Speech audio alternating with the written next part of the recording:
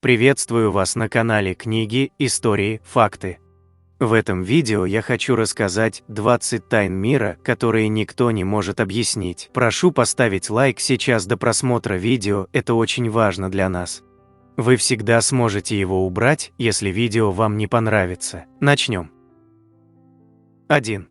Загадка черепа из перуанской пещеры. В одной из перуанских пещер археологу Брайану Фостеру удалось обнаружить практически не пострадавший от времени мумифицированный череп существа гуманоидного типа.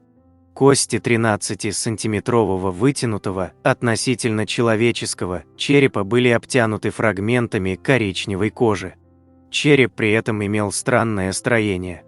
При жизни у существа, судя по размерам глазниц на черепе, были непомерно большие и практически круглые глаза. При слишком узком подбородке и с таким маленьким ртом, что сложно себе представить, чем могло питаться существо при жизни. Также нижняя часть черепа оказалась повреждена, и можно было рассмотреть мумифицировавшиеся остатки головного мозга гуманоида.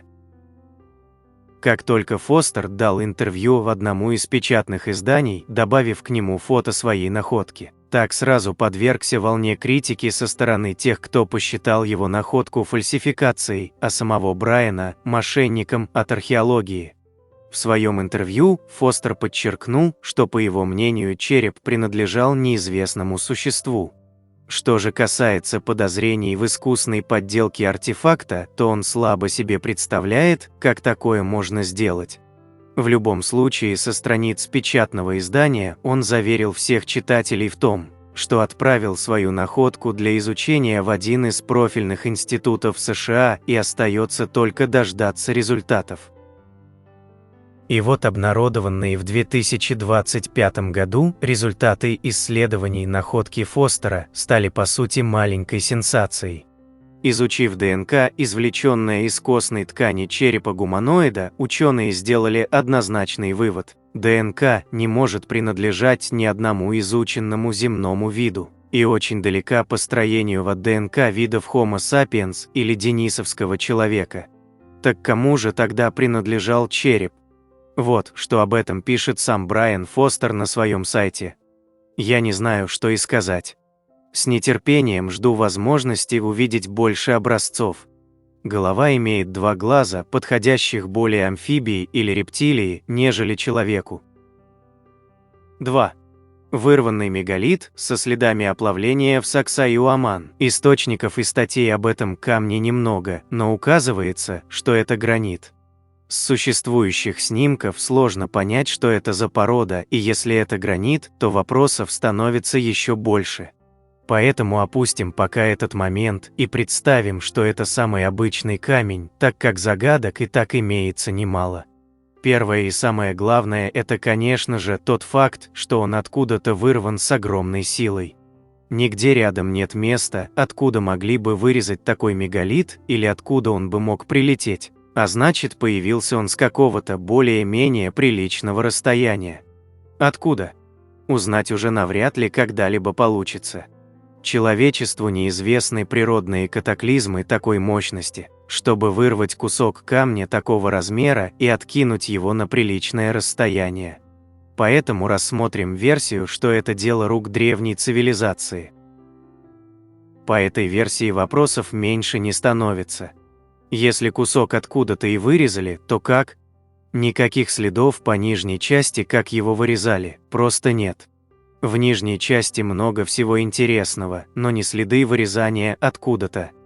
Получается, что объяснить, как он откуда-то прилетел, либо его доставили, достаточно сложно.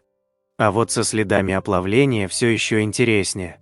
Это будто перевернутые ступени, на которых отчетливо заметны следы воздействия большой температуры. Слева на камне будто отрезали какие-то куски, только делали это ровно, под прямым углом, оставляя гладкую поверхность. Как уже можно догадаться, сделать это примитивными средствами практически невозможно.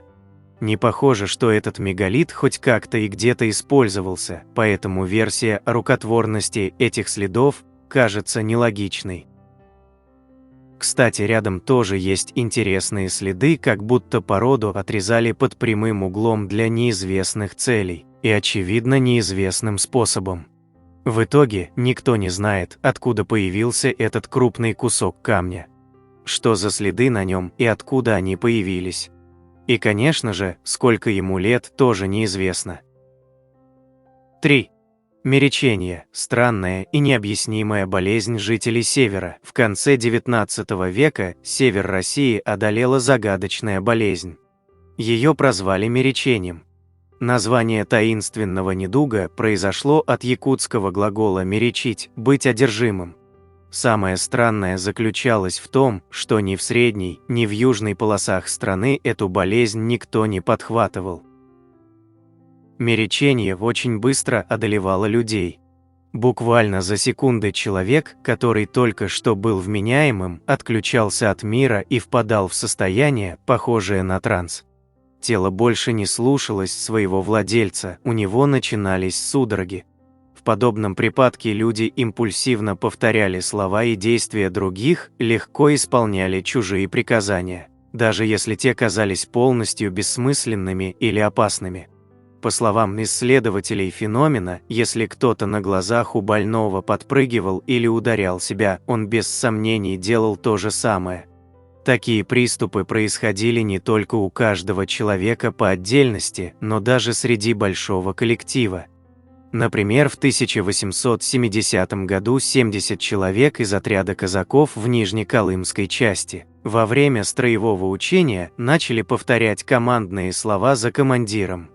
Казалось, того передразнивали. Командир рассердился и вышел из себя. К своему удивлению, он услышал собственные только что произнесенные угрозы, но от солдат. Одновременно все они побросали ружья на землю. Врач Григорьев утверждал, что меречение – результат внешнего воздействия природного характера.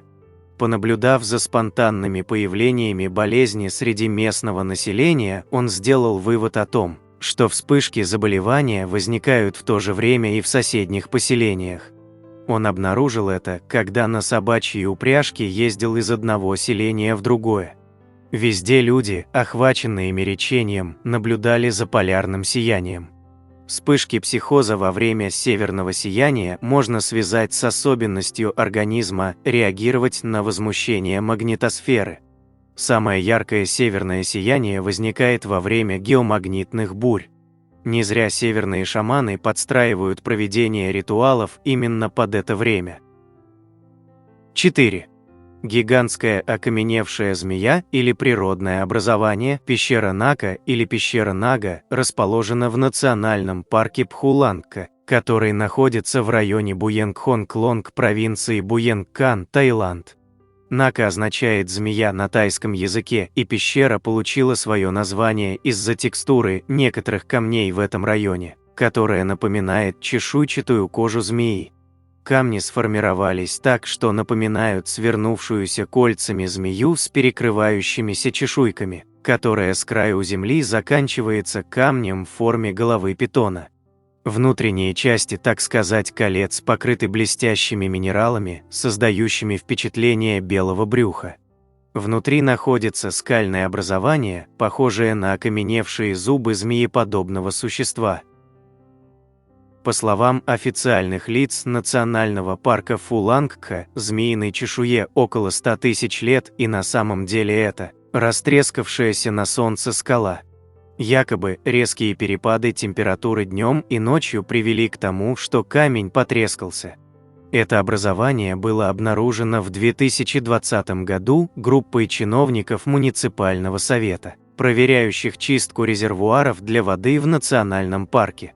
Неожиданная находка вызвала всплеск бронирования отелей вокруг этого места, поскольку туристы стекались, чтобы увидеть окаменевшую змею.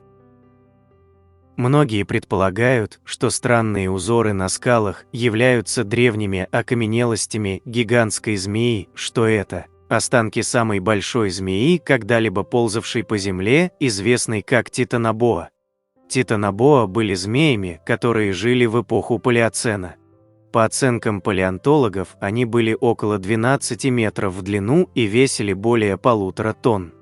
Однако, хотя эти змеи действительно были огромными существами, считается, что их тела были всего около метра толщиной, так что это не объясняет находку, которая имеет гораздо большие размеры. В любом случае, это место удивительное и малоизученное. 5. В Бразилии обнаружены останки предка динозавров. В Бразилии недавно обнаружены ископаемые останки рептилии, обитавшей 250 миллионов лет назад, когда еще не было динозавров. В ту эпоху мир возрождался после гигантской катастрофы, которая стала причиной массового вымирания видов. Рептилия, получившая название Тиюджагуэ, является близким родственником группы, которая в дальнейшем развилась в динозавров, крокодилов и птиц. Эта находка, как заявили палеонтологи, заполняет разрыв в эволюционном древе рептилий. Доктор Ричард Батлер из Университета Бирмингема заявил, что это животное представляет собой новый вид, неизвестный до сих пор. Рептилия Тиюджагуэ парадокса походила на небольшого крокодила и обитала у пресноводных водоемов, охотясь на рыбу. Это животное жило примерно 252 миллиона лет назад, сразу после массового вымирания видов на Земле, которое, как сейчас считают палеонтологи, было вызвано серией мощных вулканических извержений. Тогда с лица Земли исчезло до 90% всех живых существ, что содействовало бурному расцвету других видов, занявших освободившиеся ниши. Рептилии, а также их ближайшие родственники архозаврообразные ящеры, стали доминирующей формой жизни на суше и в конце концов превратились в динозавров. 6. Окаменевший скелет крошечного гуманоида с крыльями из Чили. Речь идет о находке, совершенной в Чили в 2022 году.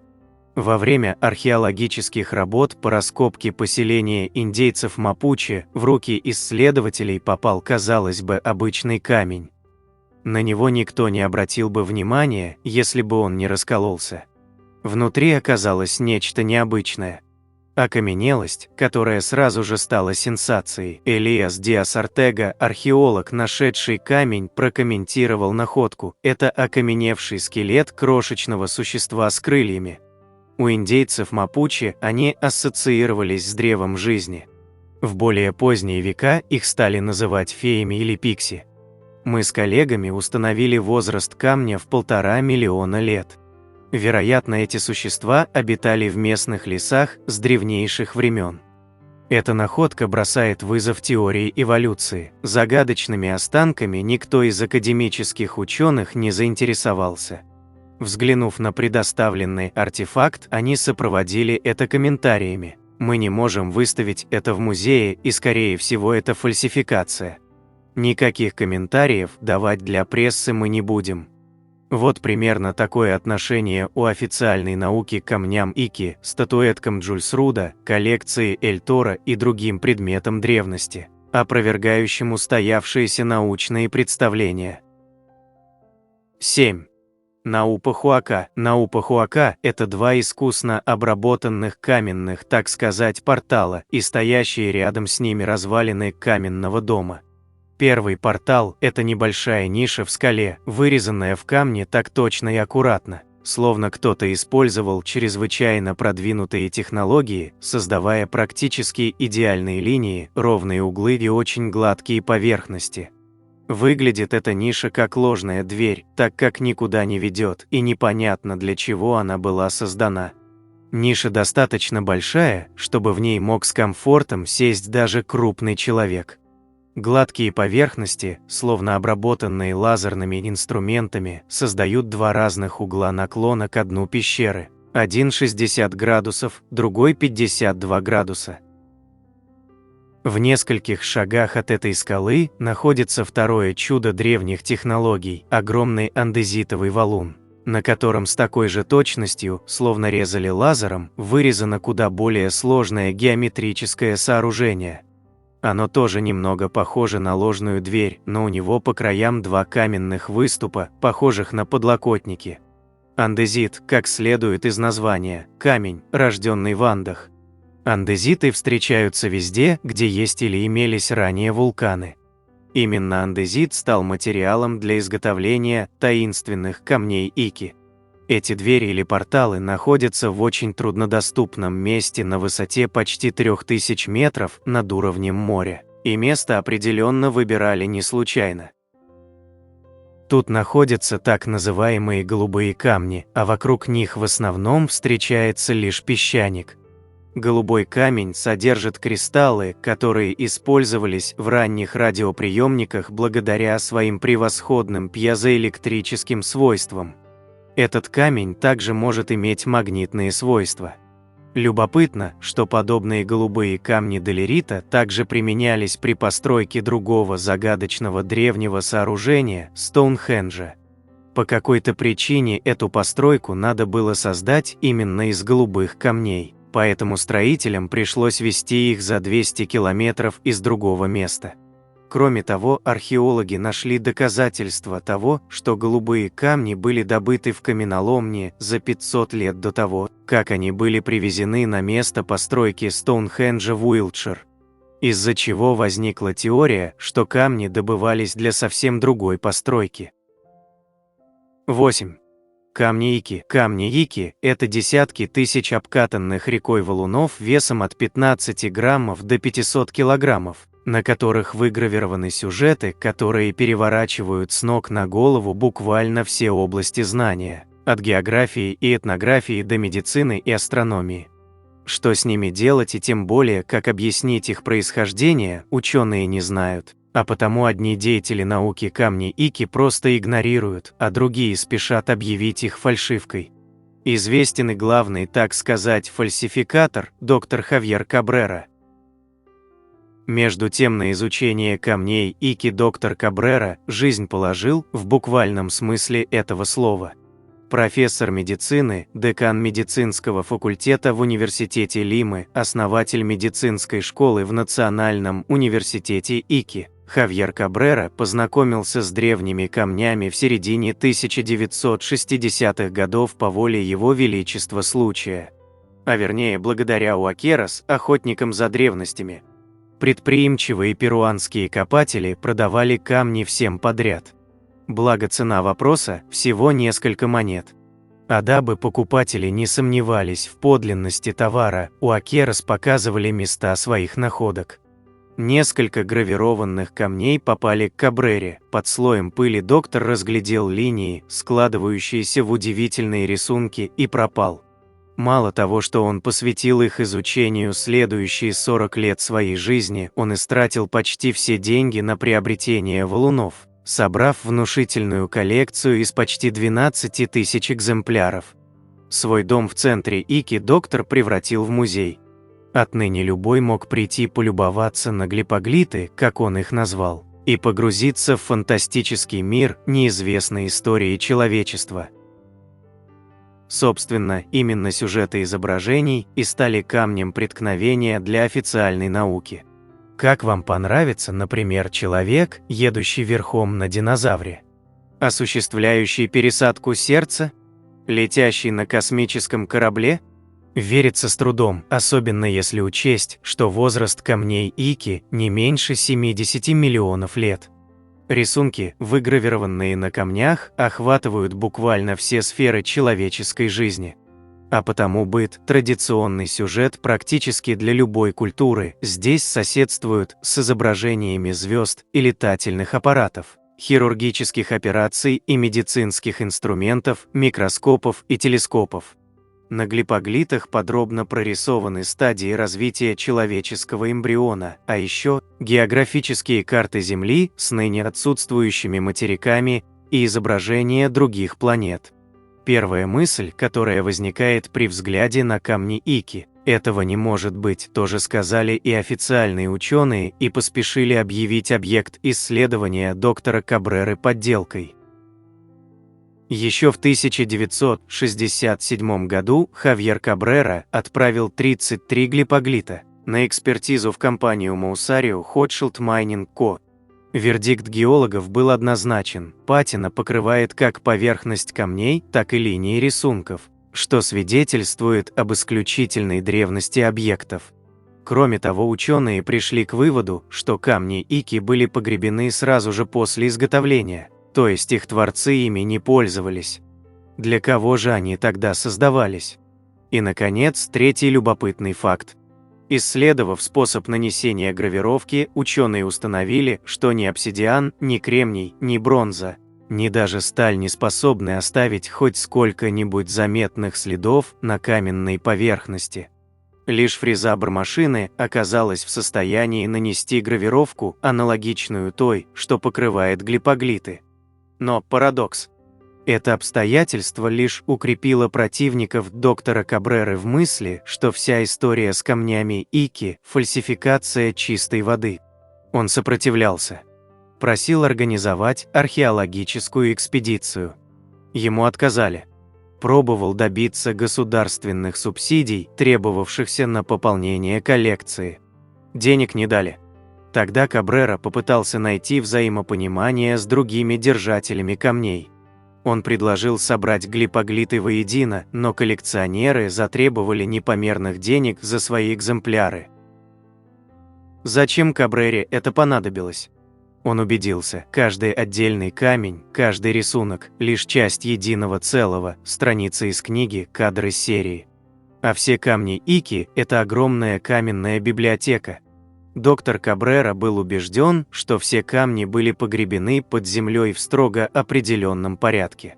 Дабы, открывая камень за камнем, словно страницу за страницей, люди смогли прочитать историю Земли и человечества, заново открыть ее для себя, сделать выводы и, самое главное, не повторить ошибок своих предшественников.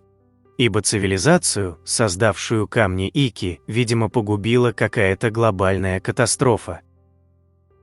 9.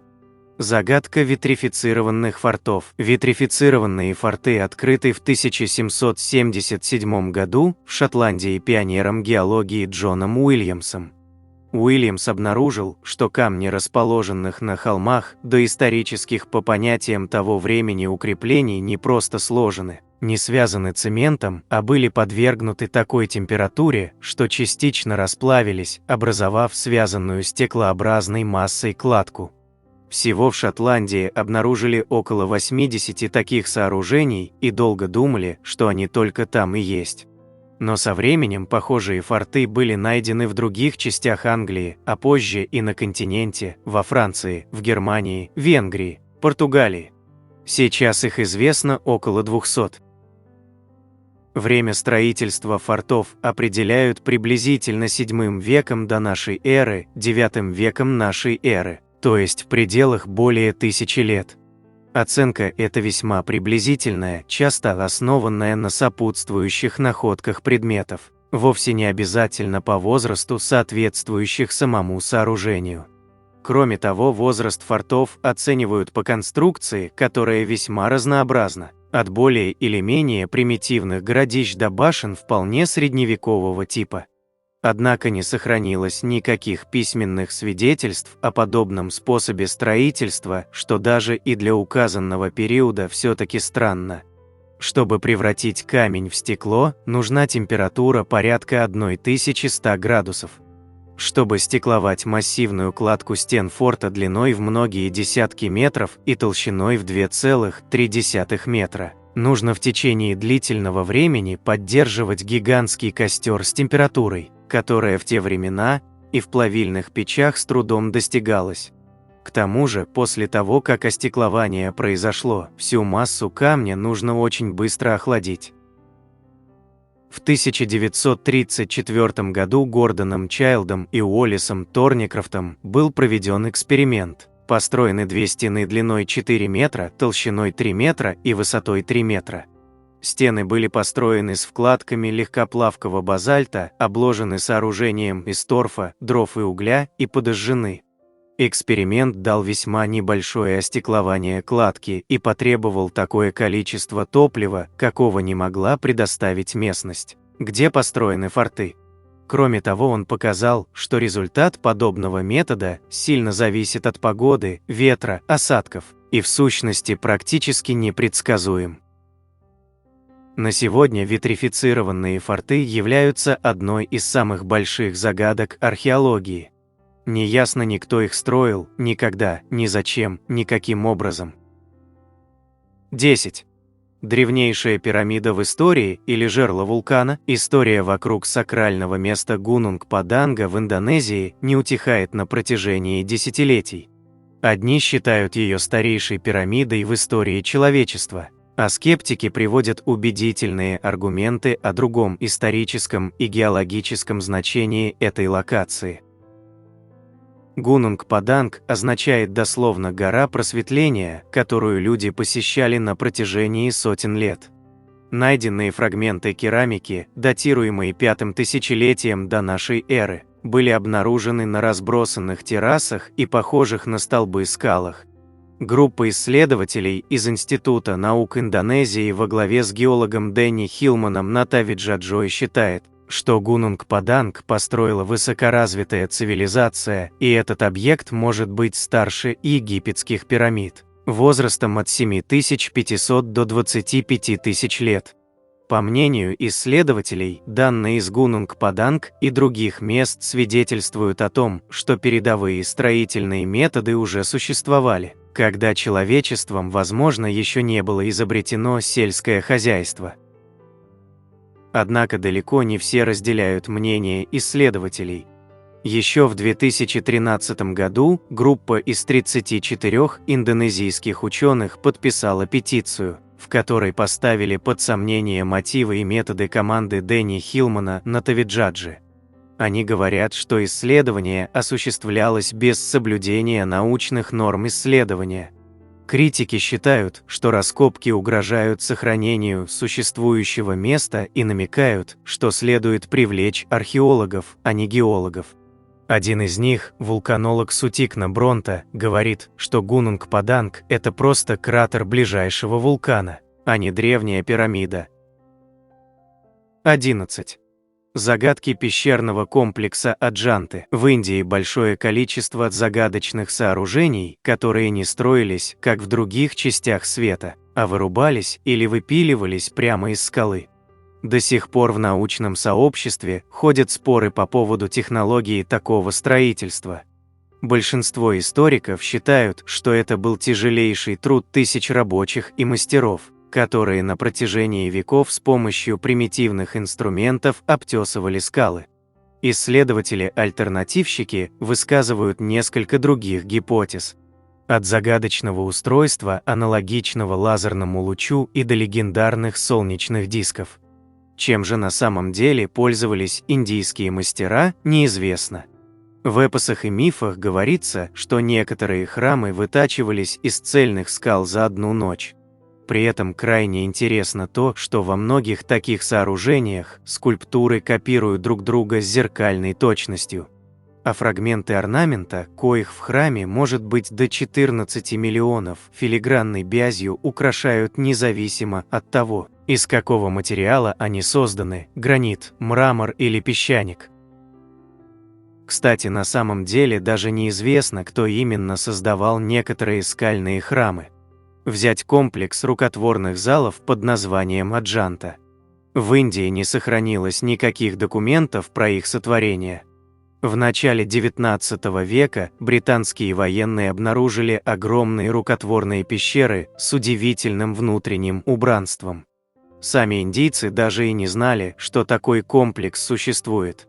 Лишь в середине XX века индийские ученые во главе с британскими коллегами приняли на веру предположение, что их вытачиванием в скале занимались почти 800 лет, с 1 века до нашей эры и до 7 века нашей эры.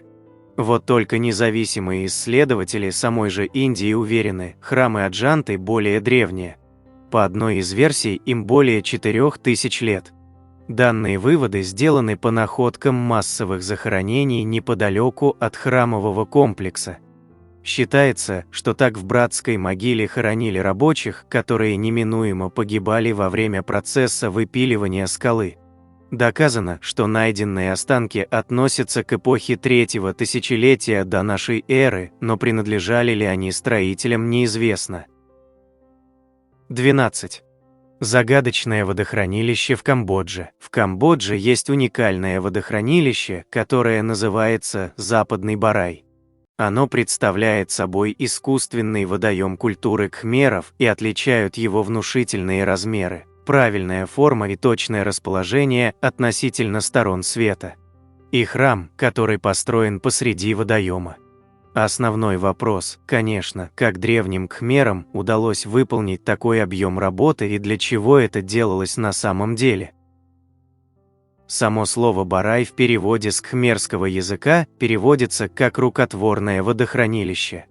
Западный Барай располагается к западу от Ангор-Тхомы, одной из столиц Кхмерской империи. Ширина водоема составляет около 2 километров, длина – 8 километров, а глубина – 5 метров. В периоды наибольшего заполнения водой Барай вмещал в себя до 80 миллионов кубометров воды. Считается, что создавали это внушительное строение в течение правления нескольких королей Кхмерской империи, во время ее расцвета примерно в XI-XII столетиях.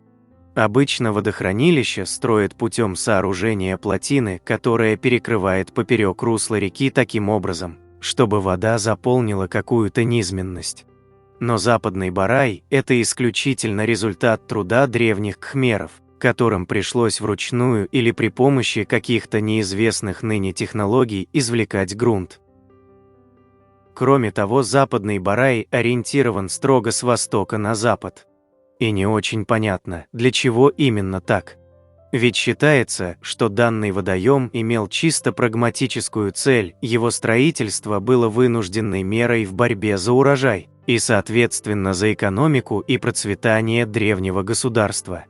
Итогом строительства стала возможность собирать по 3 урожая за год. Но кроме ирригационного предназначения, Западный Барай имел еще и важное для кхмеров культовое значение. Посередине водоема был построен храм под названием Западный Мебон. Весь построенный комплекс символизировал мировой океан, окружающий священную в космологии индуизма и буддизма гору Меру, которую кхмеры считали центром всех материальных вселенных. В текстах древнеиндийской литературы на санскрите, Пуранах, описывается, что высота горы Меры составляет более 100 тысяч километров, и что находится она на одном из континентов Земли, на далеком севере. Храм Западный Мебон имеет форму правильного квадрата со сторонами по 100 метров каждая. На каждой из сторон на расстоянии примерно в 30 метров друг от друга расположены башни, вершины которых выполнены в форме лотоса. На территории также обнаружили фрагмент крупной бронзовой скульптуры бога Вишну. Во время сухого сезона, когда уровень вод в Барае понижается, до храма можно дойти по суше, но в сезон дождей он превращается в остров. Есть еще один вопрос, однозначный ответ на который пока не найден. Если даже допустить, что эту огромную, так сказать, яму в 8 километров длиной вырыли люди, то непонятно, куда делся весь вырытый грунт. Вокруг нет никаких заметных насыпей или отвалов. Есть предположение, что, возможно, Барай на самом деле не просто рукотворное озеро, а скорее карьер, который со временем заполнился водой. А может быть, древние жители этих мест преследовали сразу две цели – создание водоема и добыча чего-то полезного. Но чего? Высказывались предположения, что здесь могли добывать так называемый латерит, это довольно необычный для нас материал, который можно сравнить, чтобы было понятней, с глиной. Латерит добывается с небольшой глубины, порой буквально от десятка сантиметров, легко режется, но на открытом воздухе быстро затвердевает, становясь по сути камнем. Он добывается много где, на территории Камбоджи в том числе, и используется как строительный материал. Многие местные храмы построены именно из латерита. Так что, возможно, все это время местные жители просто добывали и производили здесь строительный материал, который потом перевозили, собственно, на место стройки. Но нас ждет и еще одна загадка. Считается, что при строительстве Западного Барая древние кхмеры частично использовали постройки более ранних периодов.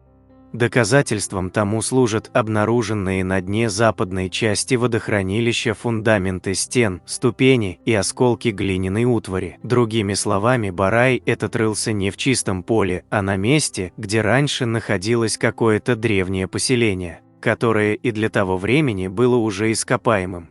Значит ли это, что задолго до XI-XII веков здесь жили люди, но затем все пришло в запустение? По какой причине и кто же здесь жил? Понятно, что раз есть западный барай, то должен быть и восточный. Так оно и есть. Восточный барай располагался по другую, соответственно, восточную сторону от Атангорт-Хомы. По своим размерам это сооружение было немногим меньше, шириной 1,7 километра и длиной 7,1 километра. Считается, что оно было построено примерно в IX веке, то есть на пару веков раньше западного барая, что, конечно, только добавляет загадок, ведь общее время строительства таким образом равно 4 векам. То есть 400 лет местные кхмеры последовательно строили один за другим огромные прямоугольные озера. Кстати, в центре восточного барая был расположен храм Восточный Мебон. Надо думать, что в момент постройки это все называлось просто Мебон и Барай, а названия по сторонам света появились именно при строительстве второго водоема. Если принять теорию про карьер, то, возможно, за пару столетий в одном месте просто закончился тот самый латерит и добывать его начали в другом месте, а возможно ли, что западный Барай в дошедшем до нас виде строился на месте какого-то старого аналогичного сооружения? Просто расширялся? Отсюда и находки стены утвари на дне водоема. В общем, как видим, возникает много вопросов и еще больше теорий и додумок. Но на сегодняшний день как таковой восточный барай не существует, воды здесь нет. Видны бывшие берега и сама огромная площадка правильной формы. Бывшее дно озера отдано под рисовые поля и постройки местных жителей, а вот западный барай живет. Сейчас западная часть озера наполнена водой на протяжении всего года, а восточная наполняется во время дождливого сезона. Местные жители приезжают на западный барай покупаться и устраивать пикники. 13. Секрет Рамзеса II. О чем молчат 11 трехтысячелетних гранитных статуй. Утерянные технологии Древнего Египта. Секретом Рамзеса местные мастера называют огромные статуи в Луксорском храме. И вот почему. В Луксорском храме в Египте наибольший интерес представляет пилон Рамзеса, где по периметру стоят 11 огромных гранитных статуй разного размера. Какие-то статуи принадлежали Аменхотепу III, какие-то Рамзесу II. Так как большинство статуй полуразрушены, трудно определить, кто есть кто, кроме двух кое-как сохранившихся статуй. Возможно, к разрушению каких-то статуй приложил руку сам Рамзес. Поначалу Рамзес II так пытался походить на Аменхотепа III, что даже свое лицо на статуях делал похожим на его. В лицах Аменхотепа и Рамзеса есть поразительная схожесть, будто это одно лицо. Но спустя время Рамзес решил возвеличиться и стер все лица со статуи Аменхотепа III. Но тут интересно кое-что другое, то, что никто не замечает. Сколько туристов мимо проходят, не обращая внимания, что статуи выполнены по единому стандарту, как под копирку, с одинаковыми пропорциями и полной симметрией. Если наложить фотографии статуи одна на другую, то все линии изгибов будут повторяться. То есть на всех статуях плечи, торс, бедра, ноги – все повторяется, будто это какое-то конвейерное производство, а не ручной труд. Возможно, на фотографиях в фас они выглядят не совсем ровно, так как фото были сделаны издалека, и из-за этого может казаться, что они не совсем идентичны. Но при наложении удачных снимков друг на друга контуры статуи оказались идентичны. Более того, по технологиям производства они выполнены идеально по всем пропорциям и были идеально зеркально отполированы.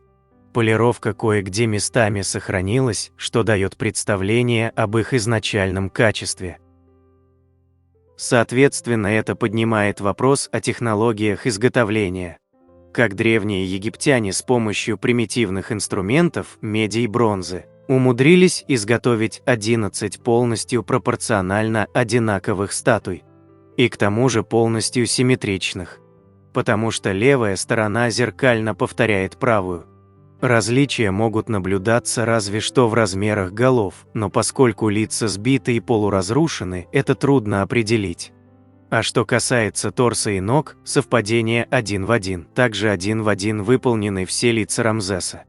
На представленном изображении наложено лицо статуи Рамзеса у главного входа в Луксорский храм, на лицо статуи Рамзеса, находящейся внутри храма в пилоне Рамзеса. И сходство оказалось поразительным. Человеческий глаз не настолько точный инструмент, чтобы так точно это воспроизвести. Гранит – твердая порода, 7 единиц по шкале Mohs. Это значит, что ни медью, ни бронзой он не берется. В книге Денниса Стокса по экспериментам в египетской археологии автор пишет, что гранит, базальт, диорит и все схожие по твердости породы нельзя обрабатывать медью и бронзой. Но в качестве альтернативы предлагает кремневый инструмент. Мэтр египтологии Флиндер Петри, исследовав следы трубчатого сверления в граните и пропилов на базальтовом полу, заключил, что они были сделаны при помощи закрепленного на инструменте абразива из драгоценного камня, короче говоря, алмазного напыления, а не случайного трения рассыпчатого порошка. Но про это его заключение в египтологии почему-то забыли и обходят стороной. То есть гранит обрабатывался не теми способами и примитивными инструментами, что представлены в Каирском музее и других музеях мира. Или вы действительно поверите в тряпки, воду и песок? Конечно, проводились опыты антропогенеза по сверлению медью гранита и обработке гранита с помощью другого гранитного куска, но их результаты не доходят до возможностей древних египтян. Весь день потратить, чтобы на сантиметр просверлить гранит, и другой день потратить, чтобы не докруглить угол гранитного камня другим гранитным камнем. Да, их опыты показывают кратковременный результат, но это совсем не тот масштаб. В Древнем Египте был, можно сказать, промышленный размах в работе с гранитом. Тем, кто проводил эти опыты, конечно, хочется всем доказать, что египтяне именно так и обрабатывали твердые породы. Но опыты не соответствуют тому, что мы видим. А видим мы полностью симметричные гранитные шедевры, зеркально отполированные. И с примитивными инструментами это никак не вяжется. Создается впечатление, что в музеях намеренно лежат примитивные инструменты для всеобщего уверования в линейное развитие цивилизаций. А реальные инструменты, может даже машинные, глубоко упрятаны, потому что нарушат привычное восприятие хода истории. Тут только два варианта: либо эти инструменты еще не найдены, либо найдены, но спрятаны в закромах. Либо третий вариант – они уничтожены. Если, по мнению египтологов, это делалось медью, то медь бы стачивалась быстрее, чем восполнялись ее запасы. А это значит, должна была быть каждодневная добыча меди в промышленном масштабе и постоянное изготовление новых орудий. Чтобы зеркально отполировать гранитную поверхность, нужна алмазная крошка на большой скорости вращения. Сегодня мастера так и полируют. Невозможно представить, как это можно сделать песком с водой, если только гранитная поверхность не в 2 раза мягче, что в принципе невозможно. Когда современные каменщики оценивали идеально отполированную корону Рамзеса из Луксорского храма, они очень удивились. «Это секрет Рамзеса», — сказали они. Вопросов бы не было, если бы это было сделано в современное время. Но это Древний Египет. Ни египтологи, ни каменщики не могут точно сказать, как это все было сделано. А зеркально отполированного гранита в Египте было немало. Тот же гранитный храм у Сфинкса в Гизе был весь отполирован, что видно по одной из сохранившихся полированных сторон гранитного блока. Чтобы отполировать поверхность гранита до зеркального блеска, нужно проходить разной плотности абразивом, затирая следы предыдущего абразива. А чтобы идеально повторить все статуи один в один, нужно как минимум машинное производство. Если в Древнем Египте полировали с помощью абразива и воды, то это должно было происходить на большой скорости, чтобы поверхность была ровная и гладкая и не оставалось следов абразивной полировки. Потому что, если полировать вручную с примитивными инструментами, то следы полировки видны невооруженным глазом. Поверхность будет не очень гладкая и не зеркальная. Будут видны следы абразива. А на статуях Рамзеса в принципе такого нет. На саркофагах в Каирском музее видны следы абразивной полировки. Да, египтяне полировали в том числе и криво-косо, но тут совсем другое дело.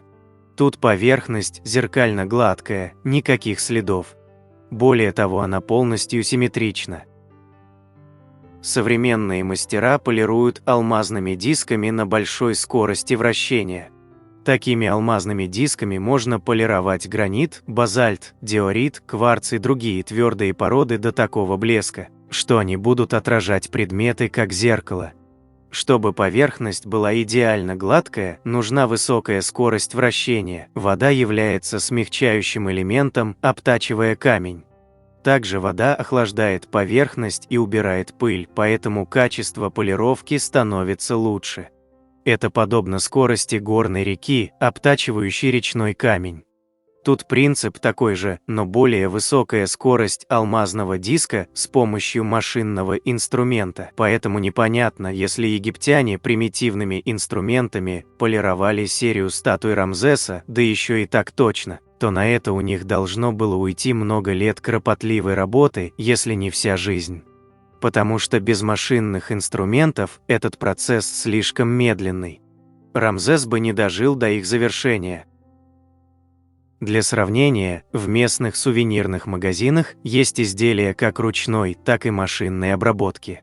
Изделия ручной работы сделаны криво, косо, не идеально. Изделия машинной работы сделаны идеально, ровно, гладко, симметрично. При этом статуи Рамзеса в Луксорском храме сделаны подобно машинной обработке. Не имея соответствующих археологических находок, мы не можем утверждать, что это машинная обработка. Но статуи в Луксорском храме все симметричные, пропорциональные, ровные, гладкие. Очевидно, что они сделаны при помощи гораздо более точных инструментов, чем утверждает официальная наука. Настолько идентичные пропорции, будто по стандарту или под копирку, человек не может воспроизвести вручную с помощью примитивных инструментов. Египтологи не думают о технологиях создания, для них все ясно – камни, медь, бронза и песок. Что нашли, тем и объяснили. Но проблема в том, что такой точности невозможно добиться вручную с помощью примитивных инструментов. Так что по поводу технологий изготовления вопрос остается открытым. 14. Странности пещеры Китум, африканских врат зла. Всякие странные места, вызывающие живой интерес исследователей, на нашей планете имеются в изобилии. Свойства одних из них явно приукрашены в расчете на туристический интерес и прибыль, а вот в случае с другими особого смысла делать этого нет, далеко, труднодоступно, нерентабельно. Еще и слава сомнительная. Гора Элгон – потухший вулкан в Кении. Это место отдаленное и труднодоступное. Расположенная на границе Уганды и Кении, гора Элгон имеет нечто гораздо более опасное, чем большинство вулканов – скрытую пещеру Китум у своего основания. Густой и пышный лес вокруг предполагает, что пещеру не посещают туристы. Однако, возможно, это и к лучшему, ведь она таит в своих темных расщелинах нечто таинственное и опасное. Многие называют пещеру вратами зла, учитывая зловещие рассказы о посетителях, которые заходили внутрь. Считающаяся местом происхождения вируса Марбург и Эбола, пещера Китум по-прежнему находится под подозрением. Она должна была служить убежищем для местных племен от налетчиков и культовым местом для проведения религиозных церемоний и собраний. С другой стороны, трудно отрицать роль пещеры в распространении двух столь смертоносных заболеваний, известных человечеству. Пещера болезней. Отправляясь в пещеру Китум в Кении, любой желающий, возможно, пройдет тот же путь, по которому в 1980-х годах вирус ВИЧ распространился по миру. Этот вирус, ставший причиной смерти десятков миллионов человек, также зародился в этом районе. У пещеры ощущение атмосферы фильмов о приключениях Индианы Джонса. Основательный вход имеет ширину 18 метров, а сама пещера уходит вглубь горы на 200 метров. Китум считается источником вируса Марбург и лихорадки Эбола, согласно описанию в книге Ричарда Престона. В книге Ричарда Престона «Горячая зона» описаны два разных случая, которые доказывают, что пещера могла быть местом происхождения этих опасных заболеваний. В соответствии с записями, французский турист посетил это место в январе 1980 года и углубился для исследования. Через неделю после посещения мужчина ощутил такие симптомы, как сильная головная боль, тошнота и рвота, лихорадка. Состояние человека быстро ухудшилось. Его тошнило, рвало кровью и черной жидкостью. Позднее исследование показало, что турист был поражен вирусом Марбург. Еще одна история в книге Ричарда Престона повествует о случае с мальчиком из Дании, который посетил пещеру в 1987 году. Удивительно, но ребенка постигла та же участь, что служит довольно убедительным доказательством того, что в ней действительно есть нечто опасное. Тайны пещеры. Два человека, посетившие одну и ту же пещеру с разницей в 7 лет и умершие одинаково, явно не кажутся совпадением. Но это было только начало. В 2004 году в Анголе произошла гораздо более масштабная вспышка марбургской инфекции, которая унесла 227 жизней из 253 зараженных. Сыграла ли пещера Китум роль в распространении вируса в мире? Она образовалась благодаря остывающей вулканической породе, а не в виде лавовой трубки. При взгляде на внутреннюю часть можно заметить следы, борозды вдоль стен. Некоторые считают, что эти отметины были сделаны древними египтянами в поисках золота, алмазов или драгоценных минералов. Но эти отметины и борозды имеют научное и гораздо более прозаичное объяснение. Отметины на стенах были сделаны слонами, которые рыли их своими бивнями в поисках соляных отложений. Многие другие животные, такие как гиены, буйволы, леопарды и антилопы, приходят сюда в темное время суток за солью. Глубокие участки служат местом размножения многих насекомоядных и фруктоядных летучих мышей. По народным поверьям, летучие мыши в пещере служили переносчиками вирусов Эбола и Марбург. Кроме того, считается, что экскременты рукокрылых как раз и являются источником инфекций. Два случая, описанные в книге Престона, создали ужасающее представление об опасностях Китума. Одно из примечательных наблюдений о пещере и ее роли в распространении вирусов Эбола и Марбург как раз указывает на летучих мышей. Собственно говоря, и сегодня это одна из главных причин для беспокойства любого туриста. Однако образцы крови и тканей местных летучих мышей не выявили никаких признаков вируса Эбола. С другой стороны, было установлено, что летучие мыши способны стать естественными резервуарами, долговременными хозяевами патогенного организма.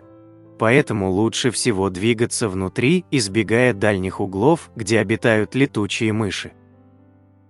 Но в конечном итоге происхождение вирусов Эбола и Марбург именно в пещере Китум так и не доказано.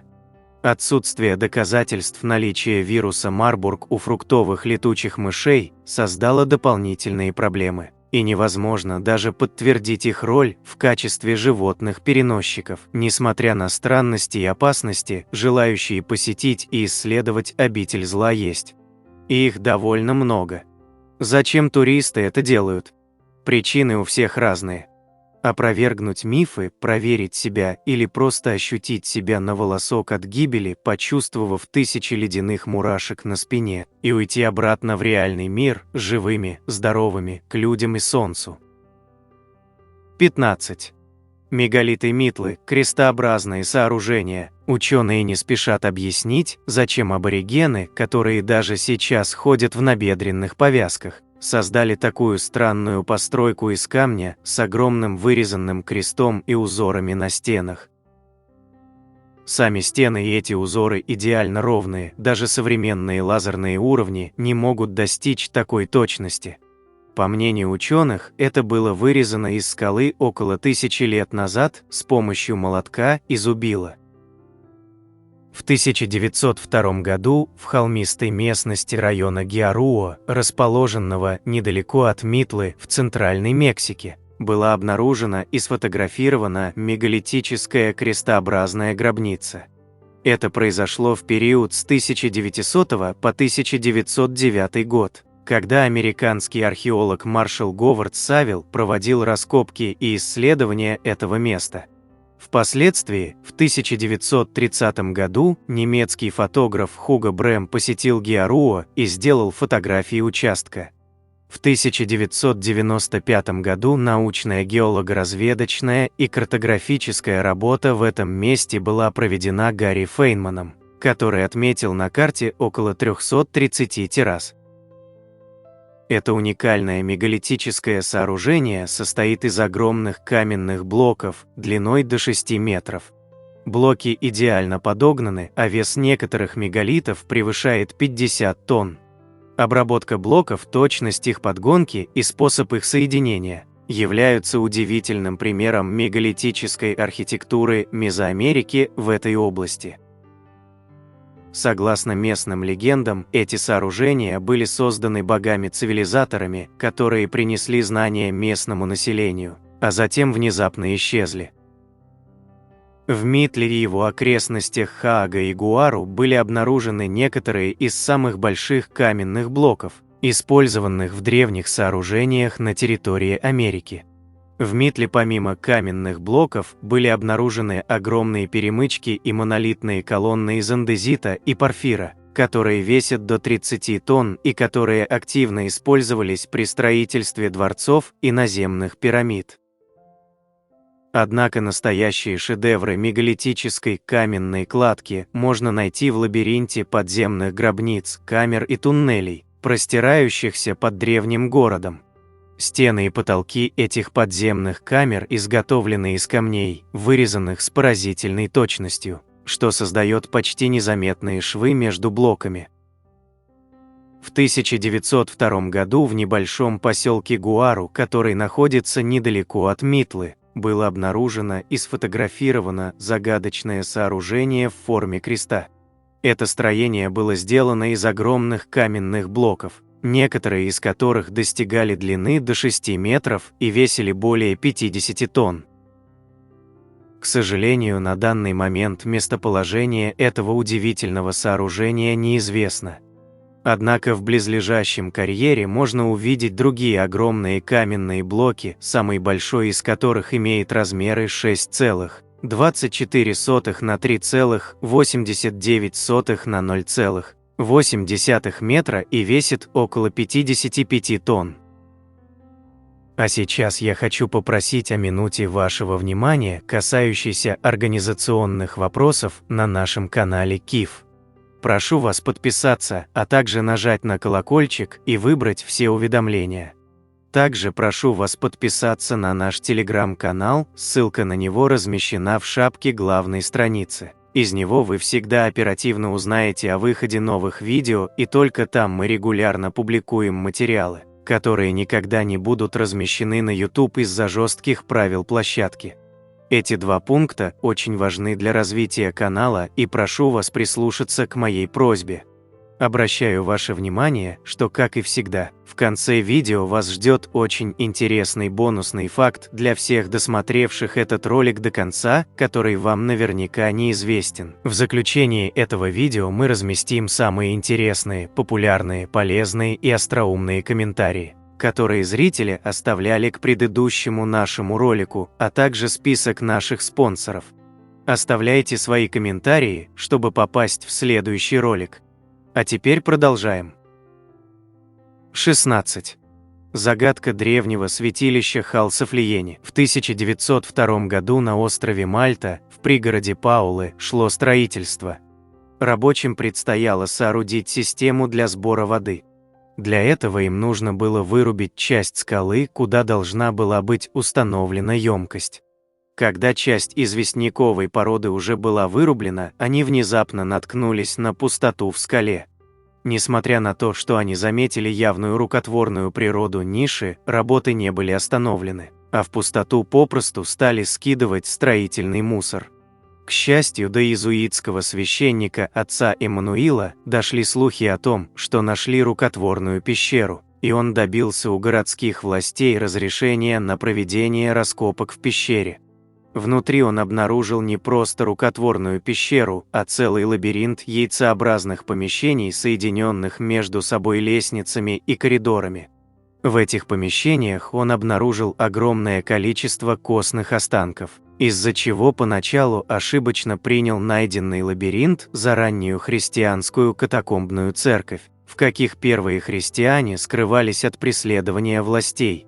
Однако дальнейшие находки опровергли это предположение. На стенах этого подземного сооружения не было найдено ни одного христианского символа, зато в большом количестве были разнообразные геометрические рисунки. Особенно много было всевозможных спиралей, нанесенных охрой. Кроме рисунков, в катакомбах было найдено много костей, как человеческих, так и костей животных, что свидетельствовало, скорее всего, о каких-то ритуалах жертвоприношения. После смерти отца Эммануила раскопки продолжил мальтийский археолог Теми Замит. Он обнаружил, что рукотворный лабиринт состоит из 3 уровней. Самой значимой его находкой стала так называемая «палата оракула». Это наиболее интересное место в катакомбах. В этой комнате с уникальными акустическими свойствами есть небольшая овальная ниша на уровне лица человека среднего роста. Если встать к ней лицом и произнести что-нибудь низким голосом, то многократно усиленный эхом голос будет слышно во всех частях подземного храма. Но если произнести высоким женским голосом, то эффекта не будет никакого. Ученые считают, что этот храм использовался именно как место жительства оракула, паломничество к которому совершали жители стран Средиземноморья. Исследования показали, что звук в палате оракула резонирует на частоте 110 Гц, оказывая мощное воздействие на человека. Такие вибрации способны ввергать человека в состояние измененного сознания. Находясь в этом храме, люди, возможно, испытывали мистические ощущения от тех ритуалов, которые там проводились. Кстати, по подсчетам археологов, в этой системе пещер были найдены кости 6-7 тысяч человек. На 3-м ярусе подземного храма находится странная комната. Каменная лестница, ведущая в нее, внезапно обрывается в нескольких метрах от пола. Причем нет никакого намека на то, что продолжение вообще когда-то было. Единственным разумным объяснением может быть только то, что когда-то это был бассейн и лестница спускалась до кромки воды. Но кто построил все это? Ученые до сих пор ломают голову над этой загадкой. Одни исследователи даже здесь, под землей, пытаются найти следы инопланетян, другие строят догадки по поводу исчезнувшей цивилизации, которая могла существовать с 5 по 4 тысячелетия до нашей эры по всему Средиземноморью и в Европе. Третьи склоняются к тому, что подземный комплекс Халсафлиени – все, что осталось от цивилизации атлантов. Четвертые отвергают все эти гипотезы и выдвигают свою, что храм – это вообще не храм, а убежище на случай природной катастрофы или даже ядерной войны, а святилищем это место стало якобы намного позже, уже во времена древних греков. 17. Тайна глубин пещеры Давелис. В Пентеле, в 40 километрах к северу от Афин, находится пещера, полная загадок. О пещере Давелис рассказывают, что вода здесь течет вверх по склону, что электроника в ней будто бы отключается, и что многие исследователи ее глубин так и не вернулись. Эти и многие другие странные происшествия создали репутацию места опасного и страшного. Пещера в истории. Впервые пещера Давелис была обнаружена случайно в V веке до нашей эры. Греческие рабочие добывали местный мрамор неподалеку, когда наткнулись на вход. Пещера расположена на склоне горы Пентели, что было удобным местом добычи мрамора для строительства. Название находка получила позднее. Это произошло в XIX веке, когда разбойник по имени Давелис выбрал эту пещеру в качестве своего убежища и, по слухам, спрятал в ее глубинах сокровища. Такое использование не было необычным, и она часто служила убежищем. Некогда пещера также являлась местом сбора адептов бога Пана. Она состоит из огромного количества туннелей, ведущих к озеру в самом центре. Археологи обнаружили во время раскопок керамику с изображением Пана и его нимф. Древние сокровища сегодня хранятся в музеях как свидетельство значимости этого места. В средние века христианские отшельники использовали пещеру как святое место. Они построили у входа небольшую церковь, посвященную двум святым – Николаю и Спиридону. Странности. Существует бесконечное множество историй о паранормальных явлениях, произошедших здесь. Есть истории о странных электромагнитных явлениях, о том, что вода текла в разные стороны в разное время, даже в гору. Есть также истории о том, как исследователи заблудились в лабиринтных туннелях пещерной системы. Известны и другие истории, например, о крошечном отпечатке руки, обнаруженном у входа. Многие рассказывают о странных явлениях или необычных происшествиях, но подтверждений этому нет. Поэтому любители загадок и экстрима предпочитают отправиться туда и испытать все на себе. Это популярное место для пеших прогулок, и многие приезжают туда, чтобы просто насладиться видом. Но далеко не все готовы посетить саму загадочную достопримечательность. Вмешательство правительства. В 1980-х годах греческое правительство, обратив внимание на таинственные события вокруг пещеры, закрыло ее для широкой публики. Правительство объяснило это тем, что они готовили туннели внутри комплекса, чтобы сделать их более безопасными. Но, похоже, на самом деле власти хотели предотвратить таинственные исчезновения и другие опасности.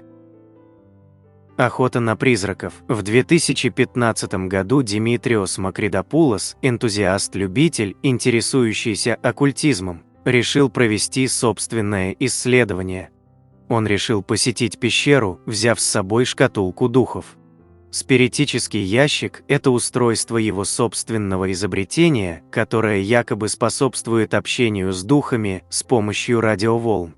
Макридопулос также использовал внутри инфракрасную камеру, чтобы фиксировать все необычное. Макридопулос сообщил, что в тот момент, когда он и его друзья вошли в пещеру, он потерял контроль над своими 5 чувствами. Спиритический ящик активировался и, по-видимому, уловил звуки, похожие на ангельские песнопения детей на древнегреческом языке. Макридопулос идентифицировал это пение как язык пикси. Он также утверждал, что инфракрасная камера, которую он использовал, зафиксировала некие призрачные образы, когда они добрались до центра. На снимке был виден темный фон и крошечное существо, парящее у входа в центральный туннель. Это, наконец, стало свидетельством сверхъестественного в пещерной системе. Но есть все еще много скептиков по отношению к заявлениям и доказательствам, предлагаемым исследователям паранормальных явлений. Безусловно, существуют научные объяснения электромагнитного феномена, наблюдаемого в пещере, которые убедительно опровергают все доказательства паранормального. Но все же некоторые наблюдатели считают, что внутри может скрываться нечто, пока еще не поддающееся рациональному объяснению. 18. Загадочный Джером из песчаной бухты. Порой загадки, которые никак не связаны с мистикой и оказываются совершенно обыденными и житейскими, могут оставить в сознании людей гораздо более неизгладимое впечатление. В Новой Шотландии из уст в уста передается история таинственного безногого человека по прозвищу Джером, который однажды в 1863 году появился в Сэнди-Коув. Его нашли сентябрьским утром, сидящим перед большим камнем, два рыбака на пляже залива Фанди. Мужчина явно страдал от ночного холода и палящих лучей солнца днем. В пределах его досягаемости были коробка печенья, буханка хлеба и кувшин с водой. Самое главное и страшное в том, что обе ноги этого человека отсутствовали и были ампутированы выше колен. При ближайшем рассмотрении оказалось, что ампутацией явно занимался не дилетант, а опытный хирург. Еще свежие раны были правильно перевязаны. Стало понятно, что незнакомца оставил на берегу проходивший мимо корабль. Умирающего мужчину доставили в дом семьи Олбрайт в деревне Дигби-Нек, где его укрыли одеялом и дали горячее питье. Выяснилось, что молодой человек не мог говорить или понимать ни один из языков, на которых говорили жители деревни, включая английский, французский, латинский, итальянский и испанский. Его единственным способом взаимодействия с другими было глухое нечленораздельное рычание. Хотя при этом он явно любил детвору и был расположен к детям. Жители деревни стали называть его Джеромом, потому что при первом допросе он пробормотал что-то похожее на это имя. Присутствие Джерома в Сэнди-Коув стало предметом бурных обсуждений, породив массу слухов среди горожан. Люди страстно хотели понять, кем был Джером и какие загадочные обстоятельства привели его к их берегам. Возможно, Джером был матросом, который пытался поднять бунт и был наказан тем, что ему отрубили ноги. Однако его мягкие, нежные, лишенные мозолей ладони наводили на мысль, что Джером не привык к физическому труду. Еще одно объяснение – он был наследником крупного состояния, и от него избавились, чтобы освободить место для кого-то другого, кто хотел получить его наследство. Прожив у Олбрайтов несколько недель, Джером был отправлен в другую семью, с которой провел еще несколько недель, после чего переехал в соседний дом. Таким образом, он стал чем-то вроде общего родственника, и расходы на питание и одежду Джерома несли все жители. В конце концов, местная баптистская религиозная община решила, что, судя по внешнему виду, пострадавший похож на католика, и отправила его в соседнюю французскую католическую общину Митеган в дом Жана Николы. Правительство Новой Шотландии также приняло решение о специальном пособии в размере $2 в неделю на содержание Джерома. Джером прожил в доме Николы 7 лет. После смерти жены Никола переехал в Европу, а Джером отправился жить к Дидье Изабет Кома в Сент-Альфонс-де-Клер, недалеко от Митегана. Пара использовала относительную известность Джерома в своих интересах, взимая плату за вход с желающих увидеть таинственного человека.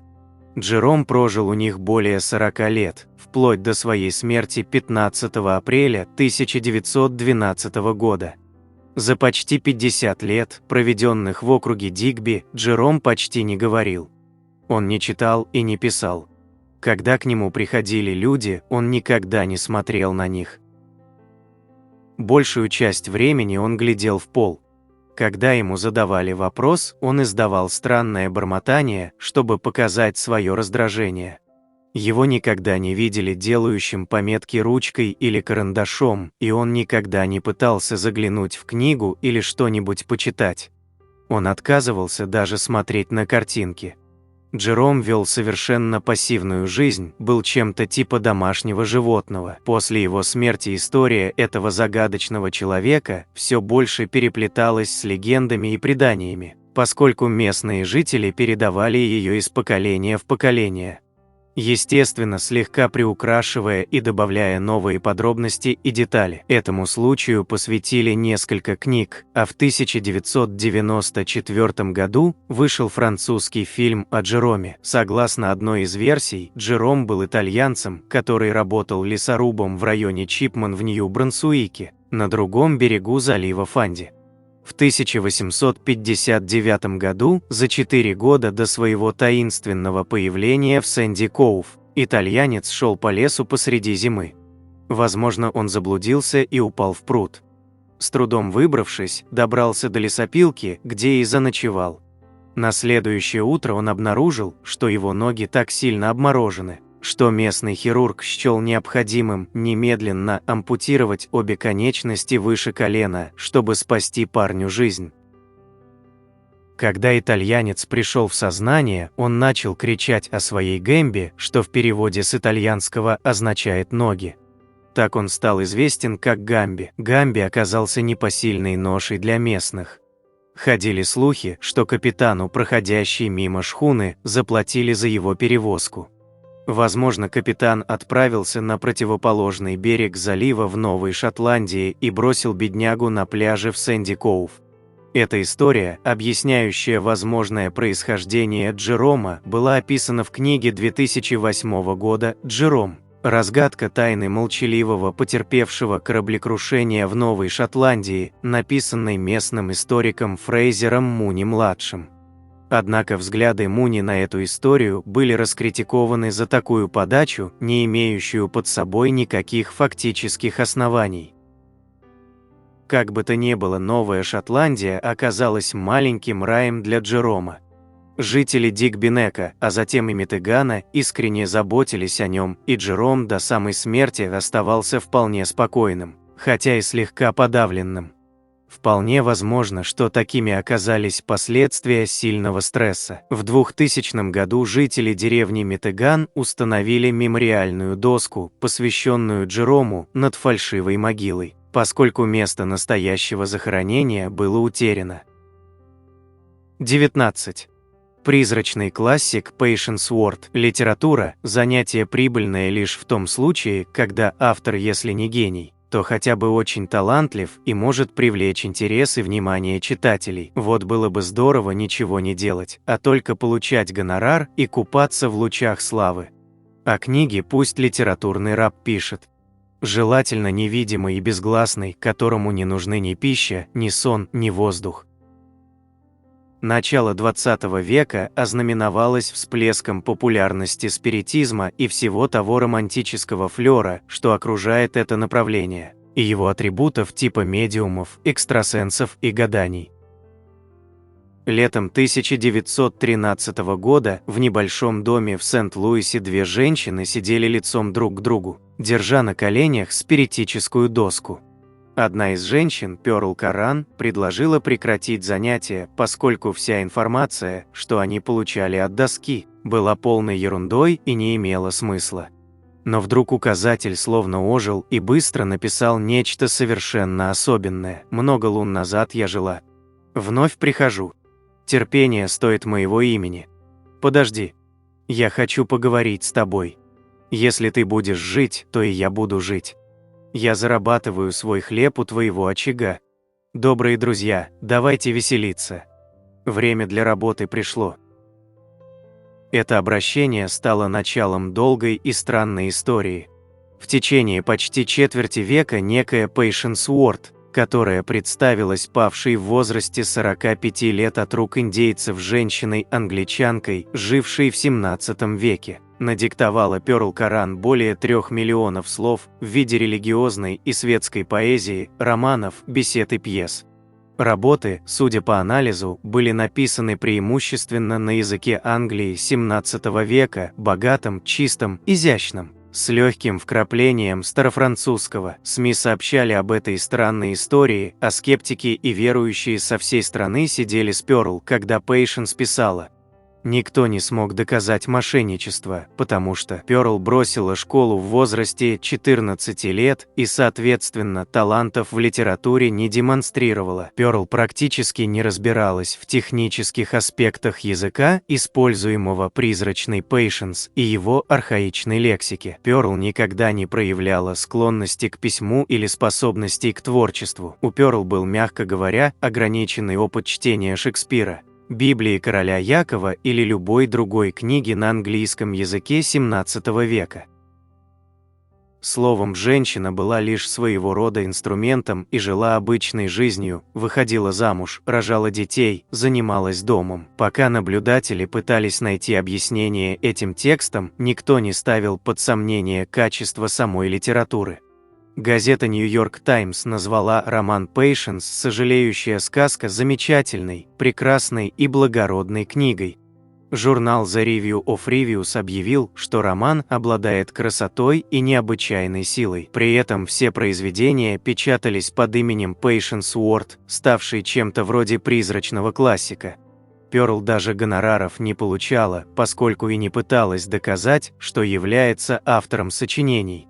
Только какой-то символический мизер. Время шло, а поток сочинений Пейшенс не ослабевал. Один из самых странных инцидентов и в без того странной истории произошел, когда Пейшенс посоветовала своей живой подруге удочерить девочку. Хотя юридически это был ребенок Каран и ее мужа, Пейшенс заявила, что будет считать малышку своим собственным ребенком.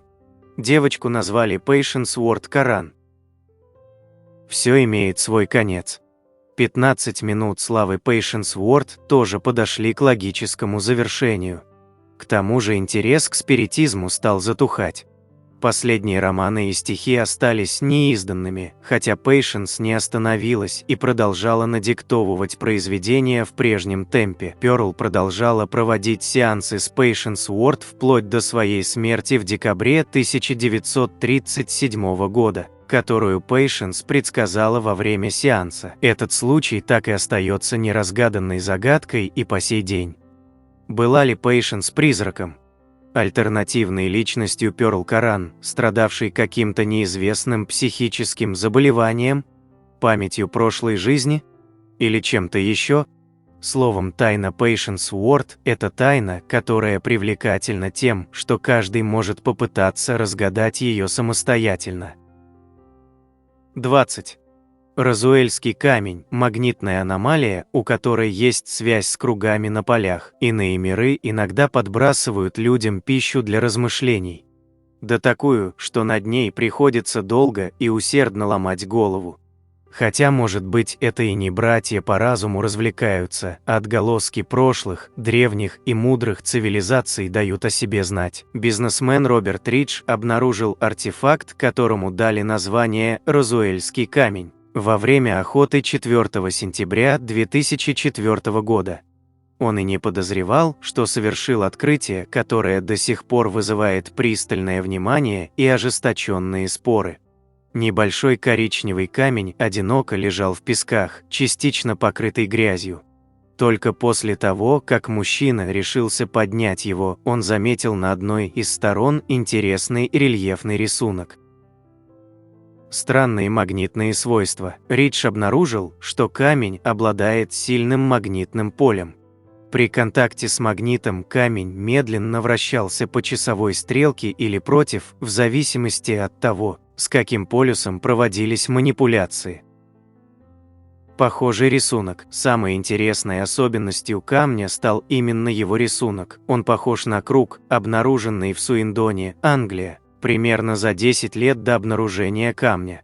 Пилот и его пассажир увидели круг на поле, пролетая над ним дважды в течение получаса. В первый раз, когда они пролетали мимо, то внизу зеленело лишь обычное кукурузное поле. Когда они вернулись, то появился круг.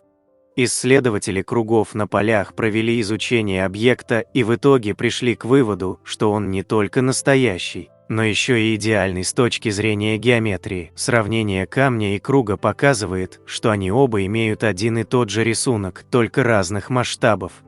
Один идеально накладывается на другой. Это изощренная мистификация. Скептики утверждают, что это либо тщательно продуманная мистификация, либо некая аномалия, которая каким-то образом ухитрилась обрести магнитные свойства. В соответствии с самой распространенной версией, наиболее вероятным способом изготовления камня была бы пескоструйная обработка с использованием трафарета. Безусловно, такой метод позволил бы создать рисунок. Но при попытке изготовить, так сказать, опытный образец он получился гораздо менее качественным. Это было видно и невооруженным глазом. При достаточном количестве времени и упорстве, безусловно, можно создать идеальный образец. Но зачем тогда оставлять его в глуши и надеяться, что его найдут? Или, что вероятно, не найдут? Анализ розуэльского камня. Толщина камня составляет 3,8 см, а ширина 5,1 см. Камень имеет треугольную форму, а объемный рисунок выступает над его поверхностью. Исследования показали, что он не является местным для техасского города Сидар-Хилла, где был найден. В этом регионе преобладает известняк. Дальнейшие исследования также показали, что камень имеет довольно солидный возраст, он абсолютно цельный и не имеет внутренних полостей, куда можно было бы вставить небольшой магнит. Фаски на рисунке идеально четкие, что позволяет предположить, что его вырезал какой-то очень серьезный инструмент, вероятно лазерный. Одна лишь пескоструйная обработка не смогла бы обеспечить таких же результатов. Если этот камень настолько древний, как считается, то как давно он здесь находится? Откуда он взялся и имеет ли отношение к предполагаемому крушению НЛО в Розуэле сразу после войны? Могли ли внеземные гости поместить его здесь много веков назад? Если это так, то был ли круг в Англии очередной попыткой обнаружить камень? Предпримут ли они еще одну попытку? Является ли камень своего рода ключом? Находка породила массу вопросов, которые пока остаются без ответов. На этом я бы хотел закончить это видео с 20 тайнами мира, которые никто не может объяснить. Ну и уже по традиции, для всех досмотревших этот ролик до конца предлагаю узнать бонусный факт. Таинственное святилище Панаяш. Древнее святилище Панаяш находится в Португалии, в округе Вила-Реал. В нем имеются 3 огромных мегалита, валуна, на поверхности которых вырезаны различные загадочные углубления и полости. На одном из камней имеются надписи на латыни и греческом языке с описанием священных ритуалов, которые здесь проводились. Но при взгляде на эти надписи возникает ощущение, что они выгравированы позже. В общем-то, они так и говорят, что были сделаны в римский период истории Португалии. Сами надписи, а не мегалиты. Известно, что святилище существовало уже в начале нашей эры, но не исключено, что оно создано намного раньше и использовалось для каких-то других нужд, причем технического плана. Не только предназначение этих фигур остается тайной, поражают воображение и они сами, они выполнены очень качественно и детально, что невозможно сделать при помощи примитивных древних инструментов. Современные историки и археологи не могут объяснить происхождение этих сооружений. Вот такими у нас получились 20 тайн мира, которые никто не может объяснить. На экране вы можете увидеть несколько комментариев из предыдущего ролика. Надеемся, вам понравился материал, который мы собрали для вас. Оставляйте комментарии, ставьте лайки, делитесь своим мнением о ролике, предлагайте темы, которые вы хотели бы услышать в новых видео. Все это очень важно для нас и позволяет продолжать радовать вас новыми, надеемся, еще более интересными видео. Отдельно хочу поблагодарить всех зрителей, поддержавших наш канал материально в это непростое время. Их имена вы можете увидеть на экране вашего устройства прямо сейчас и в описании ролика. Благодарю за просмотр этого видео и прошу подписаться на канал Книги, Истории, Факты, поставить лайк, нажать на колокольчик и выбрать все уведомления. Вам наверняка понравится. Я расскажу еще много интересного и познавательного. Прошу при возможности помочь каналу, заглянув в описание этого видео и поддержать любым удобным способом.